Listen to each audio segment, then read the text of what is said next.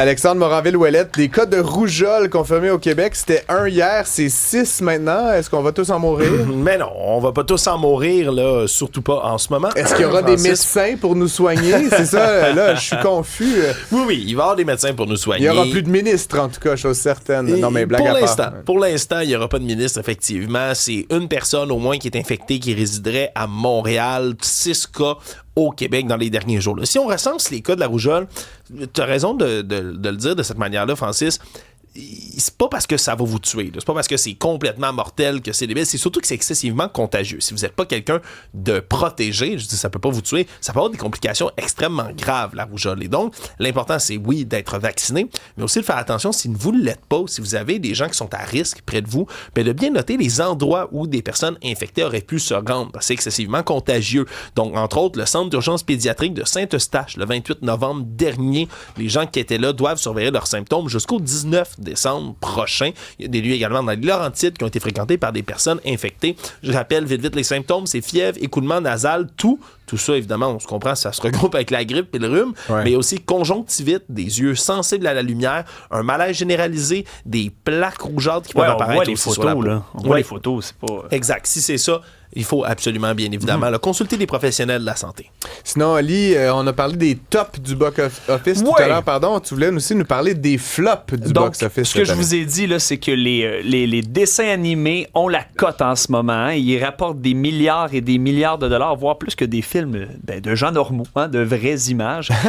Mais là, pour conclure les tops, là, on avait aussi les dinosaures qui ont toujours la cote. Dragon F1, aussi, qui est le premier film humain à être dans les tops de la dernière année, avec 632 millions de dollars au box-office. Mais là, les flops, comme tu dis. On a Blanche-Neige. Est-ce que vous vous rappelez de Blanche-Neige? Mais oui, avec les controverses entre gros guillemets qu'il y avait autour. Là, il y avait certains justement commentateurs conservateurs américains qui ont qualifié le film de woke. Fait que là, ça allait dans la mauvaise direction, mais ça a quand même rapporté 205 millions au box-office. Et là, c'est là que je vais demander à Seb de présenter le prochain film, Le Combattant, avec Dwayne The Rock Johnson. On a un petit extrait. Avez-vous déjà entendu parler de l'Ultimate Fighting Championship, la UFC? C'est cette chose barbare qu'ils veulent bannir.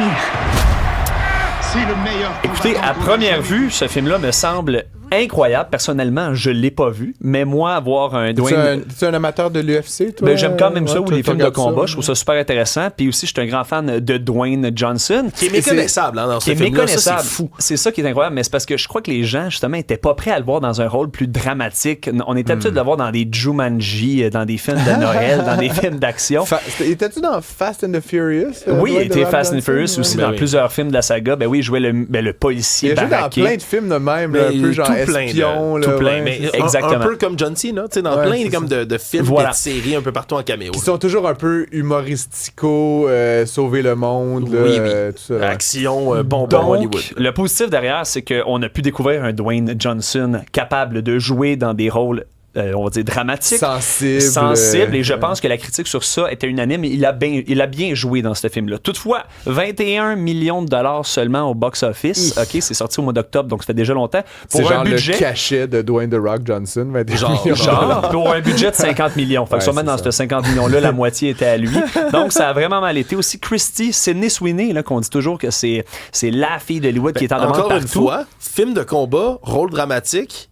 Oui, exact. Exactement. Puis c'est parce que c'est des gens aussi qu'on est habitué de les voir dans un certain rôle, dans une certaine image. On parle à Sydney Sweeney. On se le cachera pas, sur certains tapis rouges, c'est elle qui passe la vedette, en fait, qui est toujours à la une des journaux, alors qu'elle n'est même pas dans le film en question.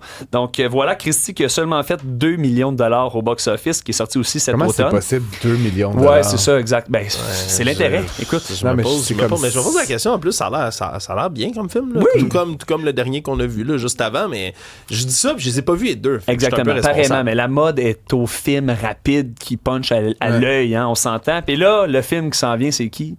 C'est lequel? C'est Avatar. Il risque encore une fois de tout flober pour l'année 2025 avec seulement peut-être une semaine d'avis pour le restant de l'année. Donc, ça va être très intéressant. Ça sort ce vendredi. Oui, le troisième. Le troisième, oui, Feu et Cendre, voilà. C'est le troisième Avatar. Le troisième.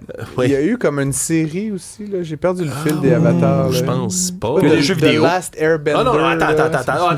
Alexandre, explique-nous. Là, Ouais, immédiatement, je cite dans mon sifflet, je bouge me pas. suis fait mettre 2 minutes en punition. Entre Avatar de James Cameron et Avatar de Last Airbender, la série animée, l'une des meilleures de tous les temps, il y a un monde de différence. L'une était une série animée de ma jeunesse, de mon enfance, qui est culte, appréciée de tous. Je l'ai réécouté dans les derniers mois encore parce que j'adore ça. Mais ils ont essayé de faire un film en live action de ça qui est un flop extraordinaire. C'était vraiment pourri à l'os. Avatar de James Cameron, c'est pas du tout la même chose. On parle, même si le titre est le même, là, Avatar, c'est sur une planète, c'est un film de science-fiction qui se passe dans l'espace. Il n'y a aucun truc en commun. Ok, c'est parfait, excuse-moi. Moi, j'ai vu les 2 premiers Avatars, mais j'ai pas regardé la série et je pensais que c'était comme, tu sais, des fois on fait ça Star Wars, là, ils ont comme des genres de petites séries pour les enfants, là, je sais pas quoi. J'ai entendu 15 000 fans comme moi hurler à la maison. Je vais pouvoir sortir du cachot, mesdames et messieurs, après la pause. Je répète la question qu'Olivier Guillet vous a posée un peu plus tôt. Partez-vous en vacances? Allez-vous aux États-Unis? On sait qu'il y a certains qui boycottent, d'autres qui y vont allègrement. Combien allez-vous dépenser Combien allez-vous dépenser? Partez-vous en roulotte? Partez-vous en avion? Où allez-vous pendant les fêtes? Écrivez-nous au 1-877-827-2346. On est ravis de vous lire. On se retrouve tout de suite après avec Luc Laliberté.